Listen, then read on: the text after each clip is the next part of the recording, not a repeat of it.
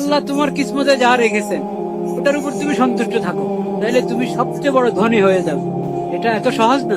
এটার জন্য ফিকির করতে হয়, মেহনত করতে হয়, আল্লাহর কাছে চাইতে হয় যে আল্লাহ এই তৌফিক আমাকে দান করে। খালি আফসোস করতেছে যে আমার এই নাই, এই নাই, এই নাই, নাইয়ের তালিকা। নাইয়ের তালিকার তো শেষ আসেনি। দুনিয়ার বিষয় আমার কি নাই ওই তালিকার দিকে তাকাবেন না কখন, কি আছে ওই তালিকার দিকে তাকান। কি আছে, আল্লাহ কি দান করেছে। যে সবচেয়ে বড় ফকির সে যদি তালিকা করা শুরু করে তার কি আছে, তাইলে কয় পৃষ্ঠা লাগবে লিখতে। আমি যদি এটা চিন্তা করি আমার কান সচল, চোখ সচল, আমার দেমাগ সচল, ব্রেন সচল, আমার হার্ট কাজ করে, কিডনি কাজ করে, এরকম আপনি আপনার 3.5 হাত বডির মধ্যে চিন্তা করা শুরু করেন। 3.5 হাত বডির মধ্যে যদি চিন্তা করি তাহলে তালিকা করতে পারবো আমি? সম্ভব না তালিকা করা।